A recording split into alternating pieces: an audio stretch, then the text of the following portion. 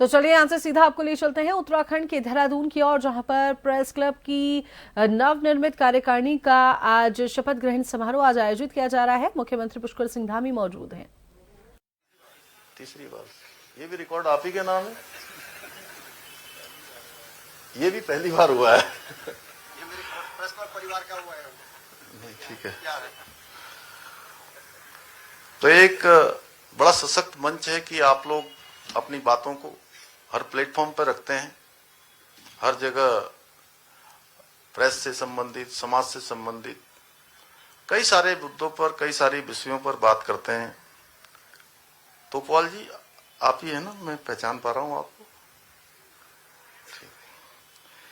Uttaranchal press club ने सदैव अपनी गरिमा के साथ निष्पक्षता और विश्वसनीयता को बनाते हुए जो पत्रकारिता के मानक हैं उन सभी का पालन किया है, उसको अपने कार्य व्यवहार में आगे बढ़ाने का काम किया है। और ये हम सभी के लिए एक ये प्रेरणा भी है और नए पदाधिकारियों के लिए भी एक काम करने का पाथेय भी है, मार्ग भी है कि उसी मार्ग पर हमारी ये कार्यकारिणी भी काम करेगी। साथियों, अगर पत्रकारिता को लोकतंत्र का चौथा स्तंभ कहा गया है तो यूं ही नहीं कहा गया है। यह वह शक्ति है जो सरकारों को भी जिम्मेदार बनाती है, उनका उत्तरदायित्व निर्धारित करती है, उत्तरदायी बनाती है और समाज को जागरूक करने का काम करती है और आम नागरिकों को उनके अधिकारों के प्रति सजग करने का काम करती है, जागृत करने का काम करती है। स्वतंत्र, जागरूक और जिम्मेदार पत्रकारिता सरकार और जनता के बीच एक मजबूत सेतु का काम करती है और समन्वय का काम करती है, उनको जोड़ने का भी काम करती है और संवाद स्थापित करने का एक माध्यम भी बनती है। साथियों, पत्रकार केवल समाचार का संकलन करना इतना भर वाला नहीं है, बल्कि समाज का वो दर्पण है जिसके साथ जन आकांक्षाएं भी जुड़ी हैं, उनकी आवाज है और एक व्यवस्था को दिशा देने वाला प्रहरी भी है। वो समाज की जागरूक आवाज है और समाज के बीच में, अपने लोगों के बीच में अपनों की आवाज कैसे पहुंचे, उसका एक बहुत बड़ा माध्यम हमारे पत्रकार साथी होते हैं। सरकार की जन कल्याणकारी योजनाओं को जनता तक पहुंचाना हो, जनता की समस्याओं को सरकार तक लाना हो, इन दोनों महत्वपूर्ण दायित्वों का निर्वहन आप जैसे हमारे सभी कर्तव्यनिष्ठ पत्रकार साथियों के मजबूत कंधों पर है।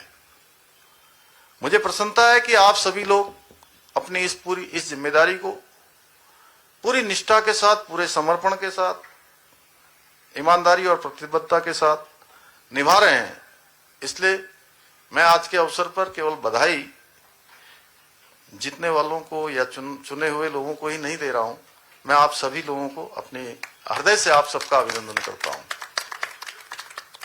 आप सभी को मैं बहुत बधाई देता हूं कि आप चाहे कोई भी स्थिति हो, परिस्थिति हो, लगातार अनवरत रूप से इस काम को आगे बढ़ाने का काम करते हैं। लेकिन आज के समय में कुछ चुनौतियां भी हमारे सामने हैं। जैसे डिजिटल युग में जब सोशल मीडिया के माध्यम से फेक न्यूज और भ्रामक सूचनाएं बहुत तेजी से फैल रही हैं, उसको मैं फैब्रिकेटेड भी बोलता हूं। कुछ लोग उठा भी लेंगे, अभी इसमें से रिकॉर्ड हो रहा होगा, जहां उनको उसको उपयोग करना होगा वहां कर लेंगे, जहां उनको अपनी टीआरपी बढ़ानी होगी, कुछ लोगों को दिखाना होगा, कुछ लोगों को खुश करना होगा, कुछ को नाराज करना होगा, अपने अपने हिसाब से उपयोग कर लेंगे। मैं बहुत ज्यादा उस पर ध्यान भी नहीं देता हूं, लेकिन मैं केवल आप लोगों के स्मरण के लिए बता रहा हूं, क्योंकि ये एक ऐसा स्थान है जहां पर इतने सारे लोग, और मैं कह सकता हूं कि पूरे पत्रकारों के प्रतिनिधि यहां पर हैं। सबसे उच्च फोरम हमारा यहां पर है, इसलिए मुझे लगता है कि मुझे जरूर ये बात कहनी चाहिए। ऐसे समय में आपकी जो भूमिका है वो बहुत महत्वपूर्ण हो जाती है, पहले से भी कहीं ज्यादा जिम्मेदारी आप सबकी बन जाती है। सही तथ्यों के साथ निष्पक्ष और जिम्मेदार रिपोर्टिंग ही समाज को भ्रम से बचा सकती है। आखिर लोगों का भरोसा भी कायम रहना चाहिए, यह भी हम सबकी जिम्मेदारी है। इतिहास साक्षी है कि उत्तराखंड के पत्रकारों ने हर चुनौतीपूर्ण परिस्थिति में संवेदनशीलता और साहस के साथ पत्रकारिता धर्म का निर्वहन किया है। और मैं जब पत्रकारिता जगत में काम करते करते और बड़े उच्च स्थानों पर काम करते करते जिन्होंने अपना संपूर्ण जीवन लगा दिया, और जब मैं उनको बहुत साधारण स्थिति में और परिस्थिति में देखता हूं तो सच में उनके प्रति मेरे मन में अगाध श्रद्धा हो जाती है। मैं किसी एक का नाम लूंगा तो बहुत सारे लोगों के साथ ये नाइंसाफी होगी, लेकिन मैं ऐसे लोगों से भी मिलता हूं। सच में उनको देखकर, उनके जीवन को देखकर मुझे ऐसा लगता है कि जीवन में अगर आप अच्छा काम करते हैं, जीवन में आप सच्चाई से काम करते हैं, ईमानदारी से काम करते हैं, तो लोगों के दिलों में आपकी जगह बनती है। आप भले ही उसके लिए आपको बहुत सैक्रिफाइस करना पड़ता है। मुझे अभी पिछले दिनों राम बहादुर राय जी से मेरी भेंट हुई। हालांकि मैं उनको बहुत पहले से जानता था, मैं विद्यार्थी था उस काल से जानता था, लेकिन मेरे इस जिम्मेदारी में आने के बाद वो पहली बार मुझे भेंट हुई मेरी उनसे। तो काफी देर, 1 घंटा, लगभग सवा घंटा उनसे बहुत सारे विषयों पर चर्चा हुई। और चर्चा के दौरान ऐसा लग रहा था कि मेरे पास तो आधे घंटे का भी समय नहीं था, लेकिन ये सवा घंटे से ज्यादा समय बीत गया। लेकिन मुझे ऐसा लग रहा था कि ये बोलते रहें और मैं इनको सुनता रहूं। तो एक उदाहरण मैंने छोटा सा आपके सामने रखा कि हम लोगों के दिलों में जगह कैसे बनाते हैं। तो ये जरूर हमको, क्योंकि आपकी कलम में भी वो ताकत है, वो शक्ति है। दुनिया के अंदर 2 ही प्रकार की ताकतें होती थी पहले से भी, जो मानते हैं तो विद्वानों की ताकत जो कलम से चलती थी, कलम या तलवार। लेकिन इतिहास इस बात का साक्षी है कि तलवार की कलम से ज्यादा ताकतवर हमेशा कलम की ताकत रही है। इसलिए आप लोग समस्याओं को उजागर करने के साथ साथ समाधान का मार्ग भी आप सबके माध्यम से होता है। और इसलिए आपका फीडबैक, क्योंकि बहुत सारा फीडबैक आप सब लोगों के पास होता है। बहुत सारे लोग हम लोगों के पास तक आते हैं, मिलते हैं, लेकिन कई बार वो बहुत सारे संकोच भी करते हैं।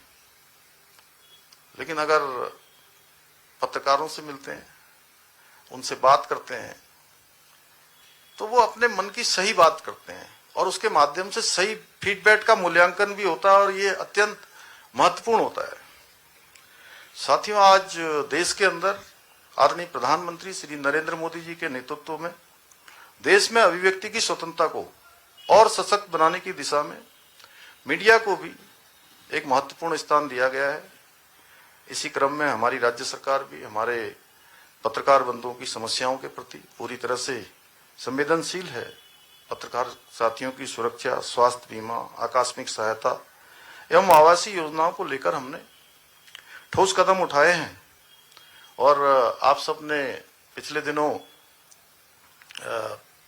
ये जो हमारा उत्तरांचल प्रेस क्लब का भवन है, क्योंकि मैं पहले भी शपथ ग्रहण में आया तो तब भी ये बात आप लोगों ने मेरे सामने रखी थी और बार बार रखते थे, आप रास्ता नहीं निकल पा रहा था।